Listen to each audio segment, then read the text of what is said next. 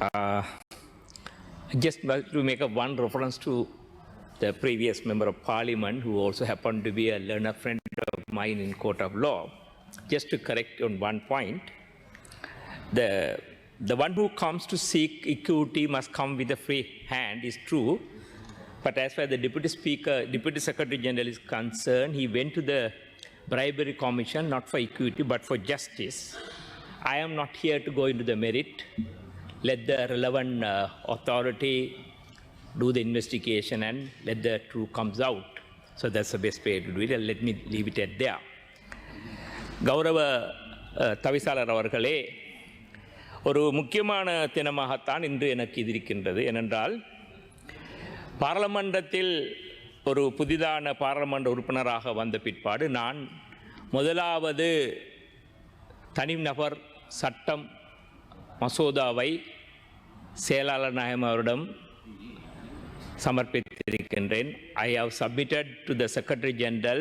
She was not there when I went there, to the private secretary of the Secretary General, my first private member's bill. Since the Secretary General is here, I just wanted to remind that. I have submitted my first private member. I hope you will go into the matter. ஏனென்றால் நாட்டின் ஜனாதிபதி அன்ரகுமார் திசாநாயக் அவர்கள் அக்கரப்பத்துக்கு வந்த பொழுது ஏறத்தாழ 2011ஆம் ஆண்டு கட்டி முடிக்கப்பட்ட சவுதி அரசாங்கத்தின் முழு செலவால் வழங்கப்பட்ட சுனாமி வீடு திட்டம்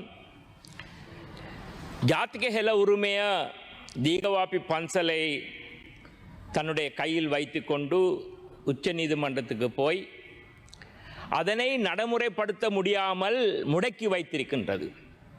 ஏறத்தாழ 2011 என்றால் ஏறத்தாழ 14 வருடம் முடக்கி வைத்து அங்கே வீடுகளில் மரங்கள் வளர்ந்து உடைந்து போகின்ற ஒரு சூழ்நிலையில் இதற்கு என்ன செய்வது என்று தெரியாமல் தத்தளித்து கொண்டிருந்த நேரம்தான் ஜனாதிபதி அவர்கள் அக்கரப்பத்துக்கு வந்து இந்த பிரச்சனையை உடனடியாக தீர்த்து வைப்பேன் என்று சொன்னார். இந்த வீடு திட்டம்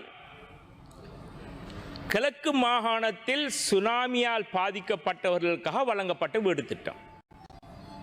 அதில் முக்கியமாக நான் பிரதிநிதிப்படுத்தும் கல்முனை பிரதேசத்தில் அங்கே வாழ்கின்ற மக்களின் 10% மக்கள் உயிரிழந்தார்கள். அதுபோன்று அந்த பிரதேசத்தில் உள்ள சிங்கள தமிழ் முஸ்லிம் மக்களும் உயிரிழந்தார்கள். ஆக கூடுதலாக பாதிக்கப்பட்ட முஸ்லிம் சமூகம்தான் வீடற்ற நிலையில் புதிய சட்டத்தின் கீழ் அல்லது கரையோர பாதுகாப்பு சட்டத்தின் கீழ் உரிய பிரதேசத்துக்குள் தங்களுக்கு வீடு இல்லாத காரணத்தினால் அவர்கள் வீடின்றி தவித்த பொழுதுதான் சவுதி அரசாங்கம் இவர்களுக்காக 500 வேலை திட்டமும், அது பெரும்பாலும் முஸ்லிம்களுக்காக கொடுக்க வேண்டும் என்றும், இன்னும் 100-160 வீடுகள் ஹம்பாந்தோட்ட மட்டக்களப்பு திருங்கமலை மாவட்டத்துக்கு வழங்கியது.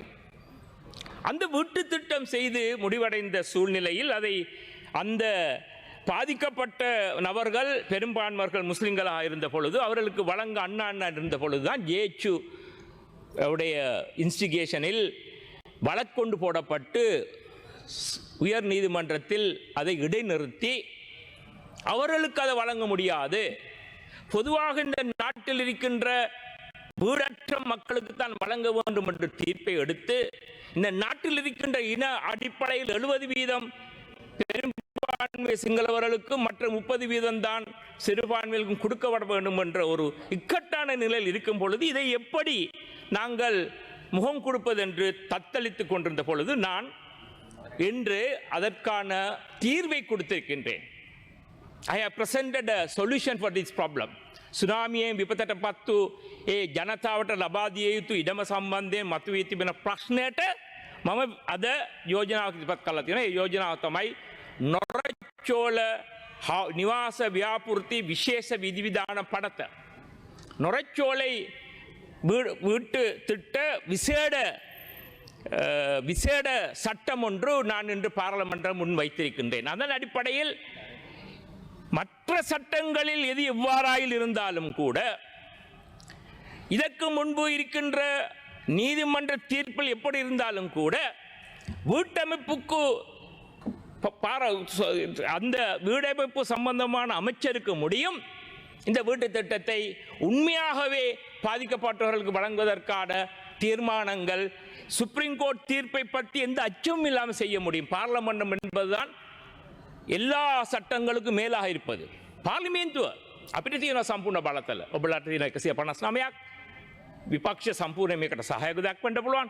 අපිට පුළුවන් ඕනම පනතක් ඕනම නීතියක් අලුතින් ඇති කරගන්න ශ්‍රේෂ්ඨ අධිකරණයේදී දීපු තීන්දුව කීපයක්ම අතීතයේදී මනිතන්නේ අධිකරණ අමාත්‍යතුමා හිටියොත් දන්නවා ඇති ආය වෙනස් කිරීම සඳහා පාර්ලිමේන්තුව විසින් නීති පනවලා තියෙනවා. උදාහරණයක් හැටියට තෑගි දෙමව්පියන් විසින් දරුවන්ට තෑගි ලබා දීමේ තව විනාඩියක කාලයක් විනාඩි දෙකක් විනාඩියයි